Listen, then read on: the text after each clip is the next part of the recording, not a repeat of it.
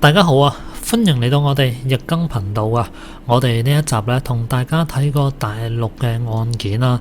咁呢個案件呢，就話有個小朋友，佢當年呢就俾人棄養咗啦，咁而執咗佢翻去養嘅養父呢，就靠住每日去送石油氣啊、煤氣罐啦，將個小朋友養大，供到佢讀埋博士啊。咁後來佢嘅親生阿媽呢，竟然係想攞50萬翻嚟，就認翻個女喎。咁到底發生咩事呢？我哋一齊睇一睇啊！咁到底嗰兩母女最後有冇相認到呢？喺1989年嘅冬天，有一個叫蕭晶瑩嘅女仔，就喺湖北省孝感第4醫院度出世。啱啱出世嘅佢呢，好快竟然就俾佢嘅親生父母好狠心咁樣拋棄咗喺醫院門口嘅綠化帶入邊啊！呢個女仔喊聲喊得太犀利啦，但係佢嘅父母聽到呢，都冇任何嘅心軟，直接走咗去。直到一個叫蕭純陽嘅男人嚟到，蕭純陽係一個退伍軍人嚟㗎，佢老婆身體一直都唔太好，所以兩個人就成日去醫院度攞藥啦。而呢一次咁啱兩個人去醫院度覆診，去到醫院大門嘅時候呢，就聽到草叢邊有聲啦。蕭純陽好好奇咁樣上去睇咗睇，一睇嚇親啊！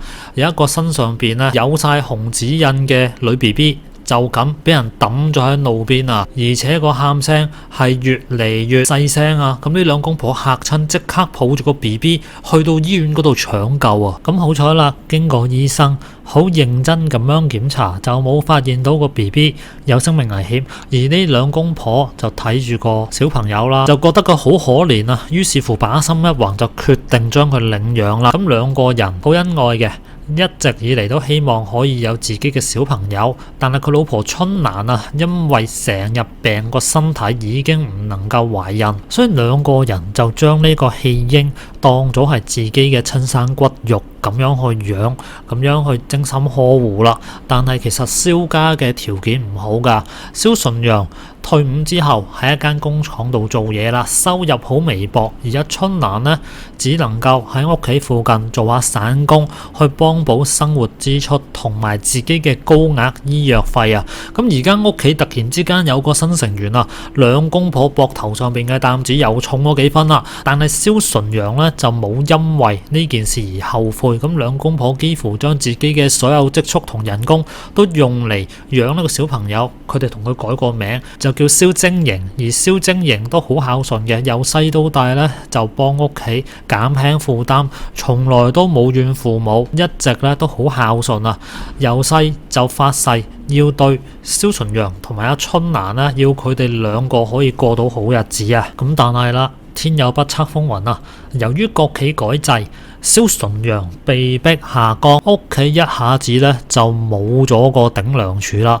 為咗可以繼續供養蕭晶瑩去讀書生活，同埋幫補阿春蘭嘅巨額醫療費，蕭純陽決定去出賣自己嘅勞力去托石油氣罐啦。咁當時咧，大多數舊樓其實都冇電梯嘅，係需要有人托住一個60斤重嘅石油氣罐去爬樓梯，然後再托翻一個咁上下重嘅空罐落樓。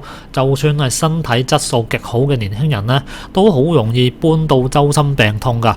更何況蕭純陽年紀開始大啦，咁當中幾辛苦，我諗大家都心裏有數啦。咁由於長年累月嘅操勞啊，蕭純陽係有咗好嚴重嘅關節炎，但係為咗一家大細，佢毫無怨言啊，都係頂硬上。好彩佢個女蕭晶瑩好爭氣啊，由細到大學習成績都唔使佢哋兩個擔心，一直都係班入邊排頭幾名嘅優秀學生。去到2001年，阿春蘭呢，由於病得好犀利啦，咁喺死之前呢，就同個女蕭晶瑩講，就話佢唔係兩個人嘅親生骨肉嚟嘅。咁但係知道咗呢一個事實嘅蕭晶瑩呢，都冇改變到自己任何諗法。佢就覺得啦，養大我嘅係你哋兩個，咁呢世就認定佢哋啦。咁後來蕭晶瑩呢，一直好勤力讀書啦，最終就獲得到一個留學海外讀博士嘅機會啊。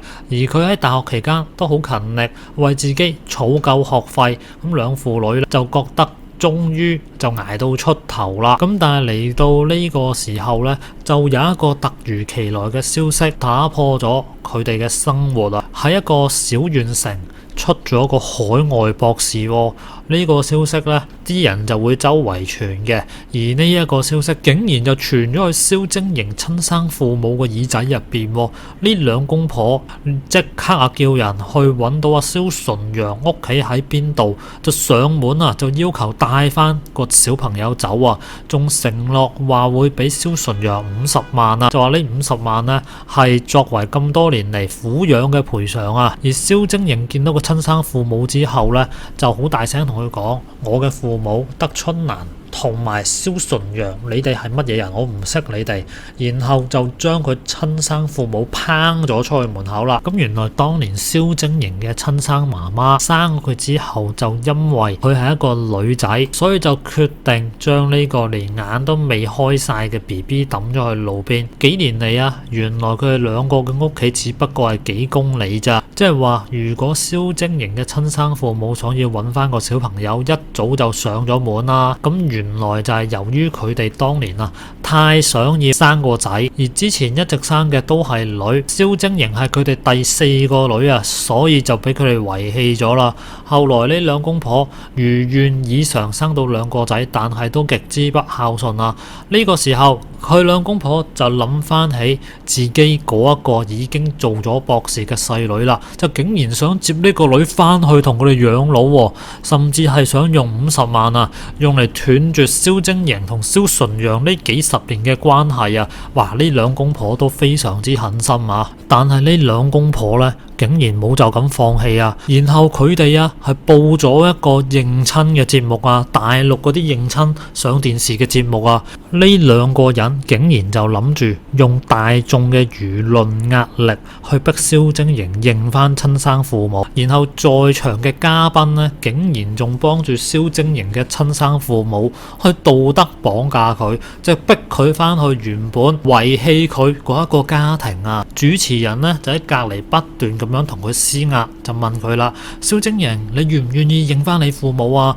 但係蕭晶瑩呢，佢俾嘅答案就係唔願意，就話自己得一個阿爸。咁佢呢，就指住下邊坐喺度成頭白髮嘅蕭純陽，就話佢先係自己阿爸啦。咁其實蕭晶瑩嘅親生父母上門呢件事呢，係令到蕭純陽好驚嘅。佢驚自己最後嘅寄託唯一嘅女就會咁樣離佢而去啊！但係佢心情又好矛盾嘅喎，佢又想自己個女可以翻去親生父母身邊，因為親生父母嗰度比較有錢啊，所以個心情非常之矛盾啊！但係最終蕭晶瑩呢，就冇選擇到物質生活嘅誘惑啦，佢認為呢一個每日托石油氣罐供佢讀書嘅男人先係佢爸爸。去到節目嘅最後，蕭晶瑩依然都冇認翻親生父母，而係帶住蕭純陽離開咗啦。咁有唔少嘅網友就喺度鬧蕭晶瑩嘅親生父母，話佢哋啊冇道德啊，當年重男輕女，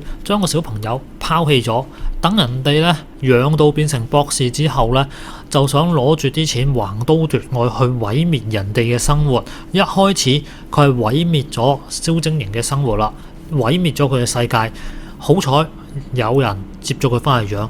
你諗下，如果一開始蕭晶瑩唔係呢兩公婆帶佢走嘅話，而係拐子佬帶佢走，你覺得佢仲有機會做到博士咩？然後又喺節目上邊用道德綁架，就話自己有一個血緣關係，講到幾重要幾重要。但係其實養小朋友唔單止係錢嘅問題啊，有好多嘢你係冇得去量化㗎。譬如個小朋友半夜病咗，你帶佢睇醫生，呢啲可以量化得到嘅咩？